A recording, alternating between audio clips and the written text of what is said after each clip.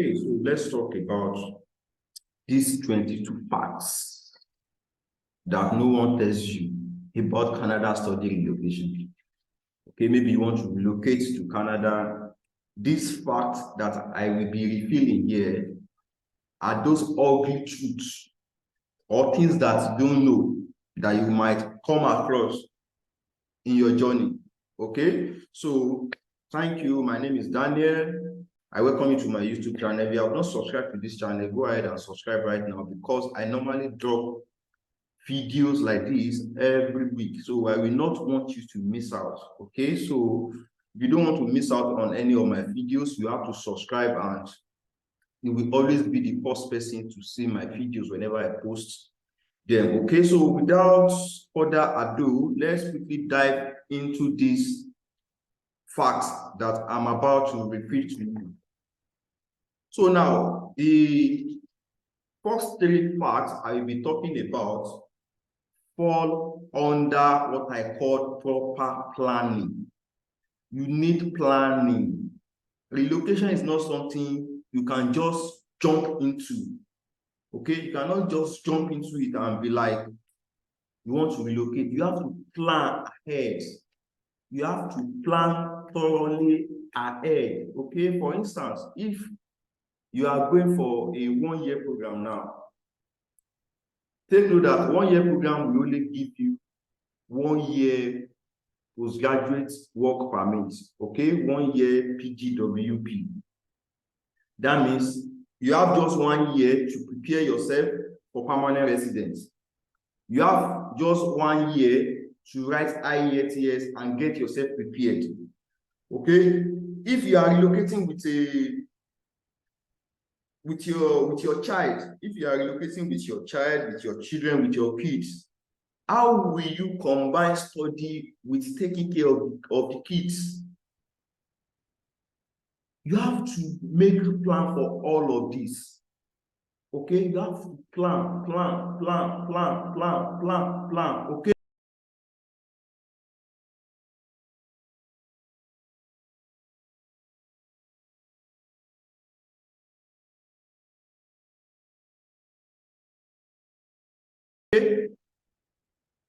Number two, you have to know when to write IELTS. Okay, because IELTS expires every 2 years. If you write IELTS and you didn't use it for 2 years, okay, or you can only use IELTS within 2 years that you write it. Okay, if you pass IELTS this year, that means it will expire in the next 2 years. So if you go ahead and write IELTS before leaving your country, before leaving Nigeria, for instance, that means by the time you finish study and you want to apply for permanent residence, that IELTS would have expired. It would have expired. So I normally advise, or it is advised that you write IELTS when you get to Canada. Okay, you have to plan. You have to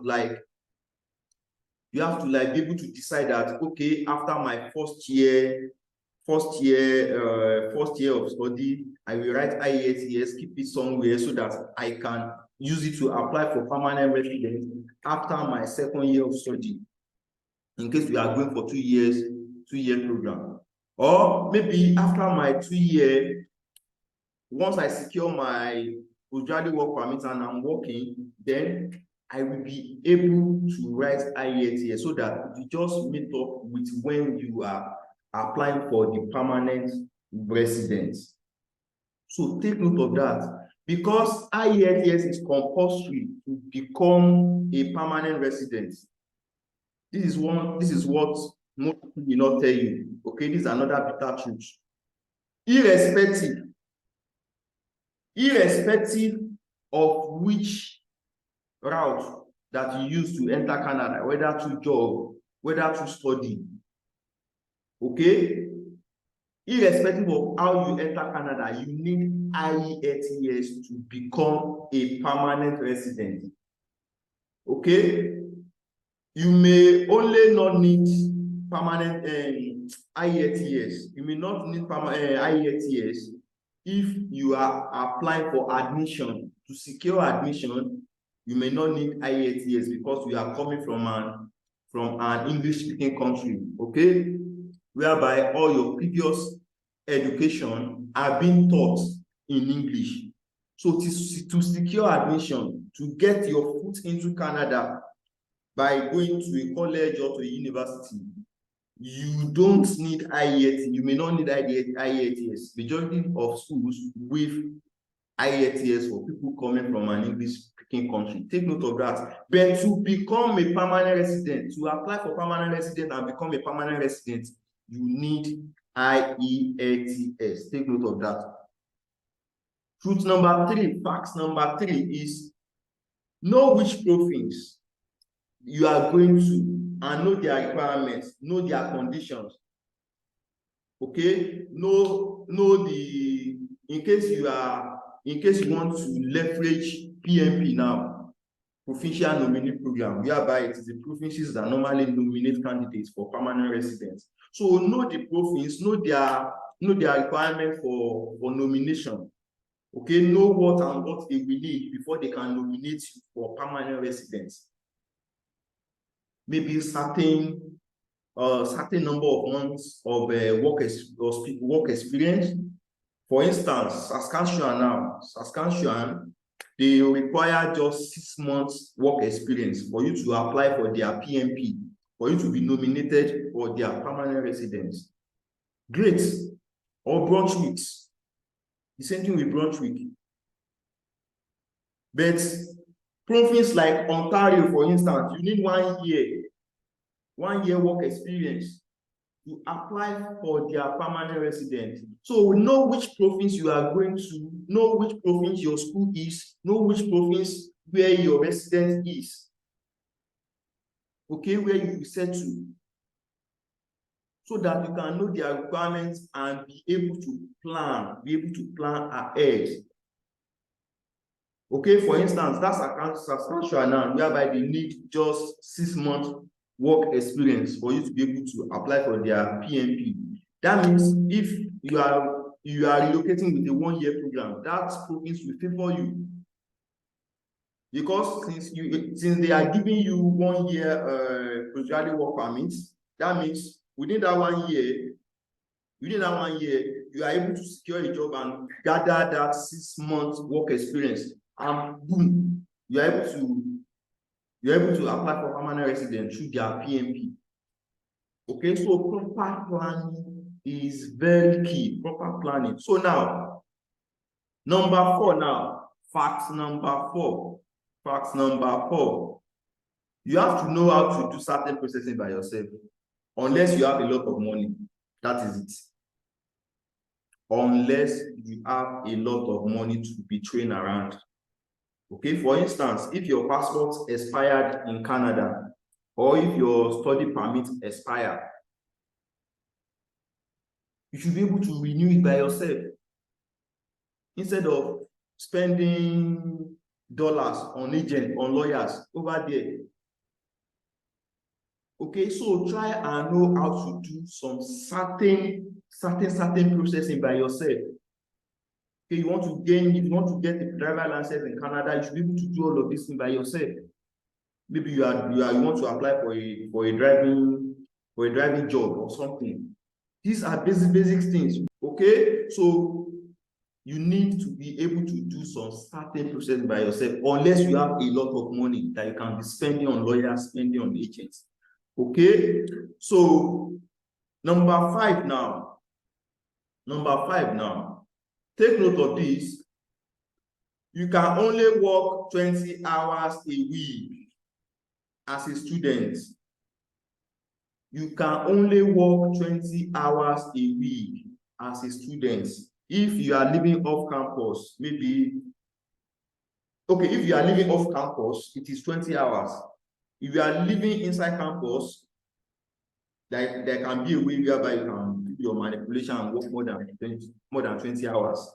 Okay, if you violate this, it can lead to your work permit denial after study. postgraduate work permit denied after study. Because the employers that you are working for, they are including your information, your records, when they are filing tax to government. So they are keeping record of how many hours of work you are doing. Although there is a way around this, whereby you can be working side hustle, whereby you won't include your student ID, so that they won't be able to file your information as part of their tax information. You can only know all of this when you are already in Canada. Okay, how to get a side hustle, a side job, whereby you can be working, and that working hour will not be included in these 20 hours. When you get to Canada, there are ways around it. Okay, there are jobs that you can apply for without using your student ID, so nobody will know that you work so number of hours. Okay, fact number 6 now. Some people normally ask me that, can they relocate, whereby when they get to Canada, you will not resume school immediately. They want to work a little before resuming school. It is not advisable that you do that. It can lead you into trouble.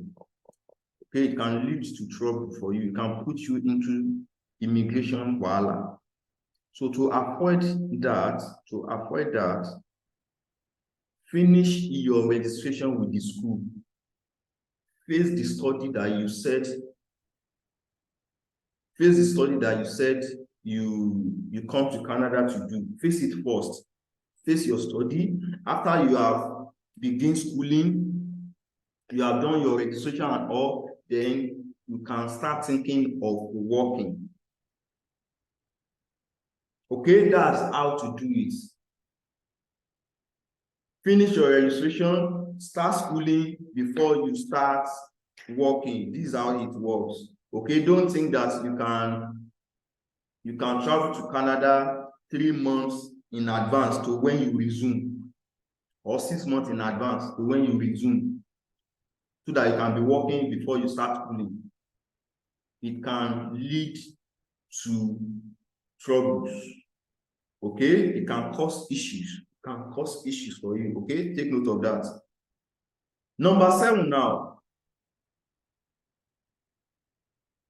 Money you make while you are studying. Okay, they used to say you can work while you are studying. Don't think the money will be enough to pay your school fees. No.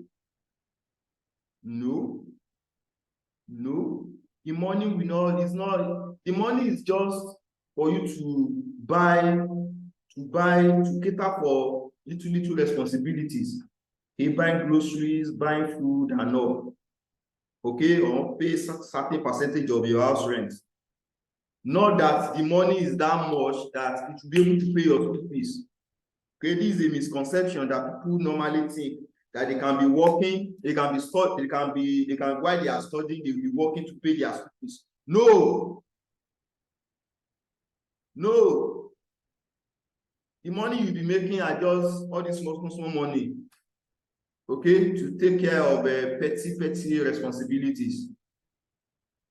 Not to the extent of putting your school fee, your tuition fee. No. You need separate money for your tuition fee and all. Okay, so see working while studying as like a side hustle to make extra cash to take care of yourself. That's all. Okay, number 8, never go for a part-time course. If you are planning to settle down after your study, if you are planning to become a permanent resident after your study, then never go for a part-time course. The requirement to become a permanent resident after study is full-time course. So make sure that any course you are going for is a full-time course. Fact number 8, make sure that the course you are going for is a full-time course. Okay. Number 9, you must be mentally ready for schoolwork, assignments here and there. Okay, imagine you are relocating with your family, you are going with your kids. How will you balance this? How will you balance taking care of the family and being active in your study, being active in the school? How will you do all your assignments? How will you attend lecture at the same time your kids are there? You have to take care of them, take care of your family and all. Okay? That means you must be mentally ready. You must be mentally ready. It will be a little bit stressful when you are just starting, because the kind of comfortable lifestyle you are used to in Nigeria, that is changing now. You are in a new environment. So for starting, it might not be comfortable to balance up your lifestyle with the school assignment, the workload in the school and all of that. Okay, so work-life balance is very key. Okay, this is another fact that you should know, Number 10 now. Before I talk about number 10, if you have not subscribed to this channel, if you are gaining one or two value from this video, if you have gained one or two value from this video so far and you have not subscribed, please subscribe so that you can encourage me to put together more of values like this. Okay, all I want from you is to encourage. Just encourage me by subscribing. Subscribe. Encourage me by subscribe. Click that thumb up button, share with friends and family that you think might benefit from this. Okay, so number 10 now. Your study permit is not your study visa. Take note of that. Study visa is that document that you are given while you are still in your home country so that you can relocate, so that you can leave your country. Okay, when your visa is approved, this is what you will be issued, that you will tender in your country at the airport so that you can relocate.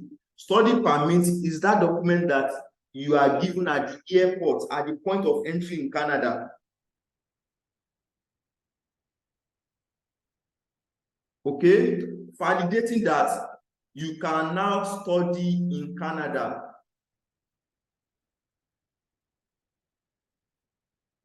So visa is to leave your country, while study permit is to validate your stay in Canada. And it has validity period. That validity period is usually the length of your study program. Meaning, if you are going for a 2 years program, your study permit will be 2 years valid. And take note, if your passport expires, it will affect your study permit. Your study permit will expire, meaning you have to renew it. You have to renew it. So make sure that before your passport expires, you renew your passport before it expires. Okay, you do it online in Canada. There are places where they do it in Canada. You don't have to come to Nigeria to renew your passport. Okay, because if your study permit expires and let's say you relocate with your family, it will affect every member of your family, because they are your dependent. They are all depending on you, depending on your permit. They are riding on your permit. So if anything happens to your permit, it will affect every member of your family. So make sure that your permit, make sure that your passport is always active. Renew it before it expires. Quickly renew it. Okay, so that it doesn't affect your study permit. Okay, it doesn't lead you to running eta, and at the end of the day, it will be so stressful that it will affect your study, your life, and all of that. Okay, so take note of that. Number 11, Canada is a place whereby you need to speak up. You need to network, volunteer, network with people, network with different people, volunteer, join group, join association. Okay, that's how you can easily, it is your network that you will leverage so that it will be easier for you to get a job after studying. Okay, when you get to Canada, don't just sit inside your house and be quiet. Don't be too quiet. Don't be too quiet. Seek assistance, seek information, mingle with people.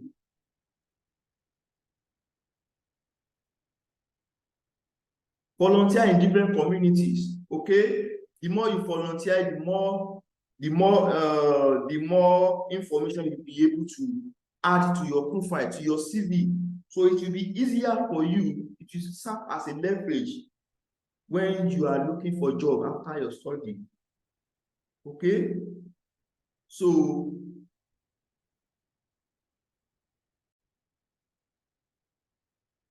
this is just part 1 of the 22 facts that no one tells you about relocating to Canada through study. Okay, I will be releasing another video where I will be talking about the part 2. The part 2 contains the other 11 facts. Okay, we just covered 11 facts. I will be covering another 11 facts in the second video. Okay, I will be releasing this video tomorrow. Okay, so if you are watching this, just go through my channel. You will see the part 2 of the 22 facts. Okay, you will see the part 2 of the video so that you can equip yourself with information and be well guided towards your relocation to Canada. Okay, thank you for staying in this moment. If you have not subscribed to this channel, subscribe. See you in my next video.